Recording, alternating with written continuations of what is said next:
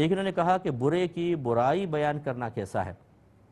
دیکھیں برے دو طرح کے ہوتے ہیں، ایک اعلانیہ طور پہ برائی کرنے والے، دوسرے ایسے جو چھپ کر برائی کر رہے ہیں لیکن آپ کو پتہ چل گیا۔ جو اعلانیہ طور پہ برائی کر رہا ہے اس کی برائی کا بیان کرنا یہ غیبت نہیں ہوتی۔ نبی کریم صلی اللہ علیہ وسلم نے فرمایا جس نے حیا کا پردہ اپنے چہرے سے ہٹا دیا اس کی کوئی غیبت نہیں ہے، تو وہ تو آپ بیان کر سکتے ہیں۔ یہ جواز یا عدم جواز کی بات کر رہا ہوں، کوئی فضیلت نہیں ہے کہ بیان کریں تو بڑا ثواب ملے گا، بہتر ہے نہ ہی کریں لیکن کر دیں تو گناہ بھی نہیں۔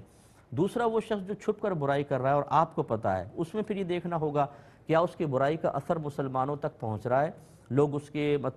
اس برائی کو نہ جاننے کی وجہ سے دھوکے میں مبتلا ہو کر نقصان کا شکار ہو رہے ہیں کہ نہیں ہو رہے۔ جیسے کوئی غلط قسم کا عامل ہے، وہ یہ کہ آپ جانتے ہیں یہ فراڈ کرتا ہے، لوگوں کو بلیک میل کرتا ہے، غلط قسم کی تصویریں بنا لیتا ہے اور دیگر جیسے آج کل بہت سارے جعلی قسم کے عاملین ایسا کر رہے ہیں، تو اب اگر وہ سب کے سامنے عیاں نہیں ہے، آپ کو پتہ ہے، تو پھر اس کو ظاہر کرنا واجب ہے، کیونکہ نہیں کریں گے تو آپ کے مسلمان بھائی بہن مسلسل نقصان کا شکار ہوتے رہیں گے۔ یا کوئی دکاندار ایسا ہے جو چیزوں میں بہت زیادہ ملاوٹ کرتا ہے اور آپ کو پتہ ہے یہ ملاوٹ کرتا ہے اور دھوکے سے لوگوں کو بیچتا ہے، تو پھر اس کی برائی کو یہ بیان کرنے میں حرج نہیں۔ اور تیسری قسم کی برائی کہ کسی شخص کی برائی عام نہیں ہے، آپ کو پتہ ہے اور اس کی ذات کے ساتھ خاص ہے، کسی مسلمان کے لیے نقصان کا کوئی پہلو نہیں، اس کا پردہ رکھنا واجب ہے۔ اصلاح ضرور کریں اس کی، یہ نہیں کہ اس کو چھوڑ دے کرتے رہے بھائی، اصلاح ضرور کریں لیکن اس کو بیان کرنا شرعاً جائز نہیں ہوگا۔ اور اسی کے بارے میں سرکار صلی اللہ علیہ وسلم نے ارشاد فرمایا جو اپنے مسلمان بھائی کا پردہ رکھے اللہ تعالیٰ بروز قیامت اس کا پردہ رکھے گا۔